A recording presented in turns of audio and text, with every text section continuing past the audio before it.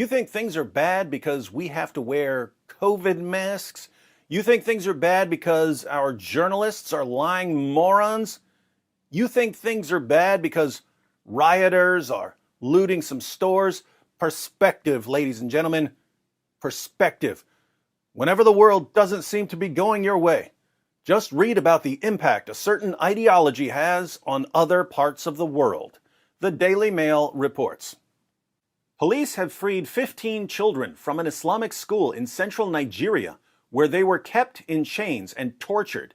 The children, aged between 2 and 10, were discovered Sunday in a dehumanizing condition at an informal Quran school in the town of Suleja in Niger State, regional police spokesman Wasiu Abiodun said on Tuesday. In the house where they were found, 3 chains used to tie their legs were also recovered, he said. It comes after a spate of raids on such institutions last year led to over 1,000 people, many of them children, being rescued.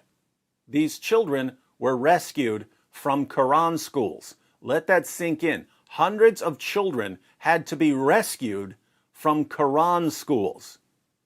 Abiodun said signs of torture, including scars and wounds, were discovered on the children when they were rescued. He said the cleric who ran the school, Umar Ahmed, 46, was arrested during the raid. The case is under investigation and the suspect will soon be arraigned in court for prosecution, he said. Informal Islamic religious schools, called al-Majiri schools, are common in Nigeria, where there is a chronic lack of government services. They are widely criticized for squalid conditions, poor treatment, and making pupils beg on the streets. Many also operate as so-called rehabilitation centers for drug addicts and children with behavioral problems.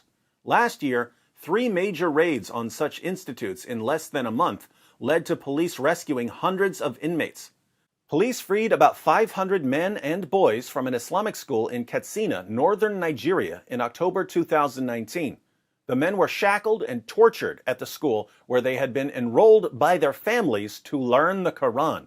Many had also been sent there to be treated for drug addiction. My goodness. I want my son to learn the Quran. Let me send him to Quran school. 3 months later, police show up at your door. Is this your son? Yeah, we found him chained to a wall with lashes all over his body. They tortured him for not memorizing Surah 9 fast enough.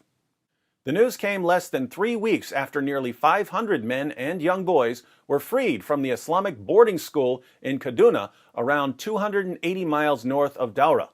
On September 26th, police discovered nearly 500 men and young boys standing in rows wearing ankle shackles, while others had their hands chained.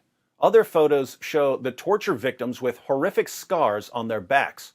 One victim even claimed that previous students had died from being tortured. Parents have since been reunited with some of the children rescued by police at the Hajj transit camp. Students at Quran schools are being tortured to death in Africa. Police said the detainees were from Burkina Faso, Mali, and other African countries. The victims, including adults and minors, were kept in the most debasing and inhuman conditions in the name of teaching them the Quran and reforming them, Kaduna State Police spokesman Yakubu Sabo said. Police had been tipped off by complaints from local residents who became suspicious of what was happening inside the school.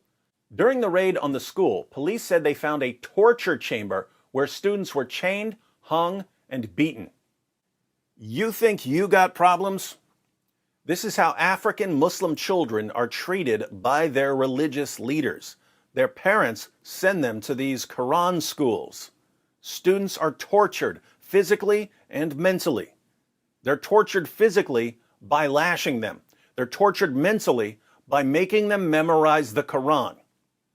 I'm not sure which is worse. If they survive years of physical and psychological torture, they'll finally be ready to join Boko Haram, where they'll spend the rest of their lives kidnapping and raping and torturing and slaughtering unbelievers in the name of Allah. You're mad at your parents? At least they didn't send you to one of these Quran schools. You have to listen to your pastor's sermon online because of coronavirus? At least you're not chained to a wall. We got it good, ladies and gentlemen. We need to get our acts together because there are people in this world who really, really need some help.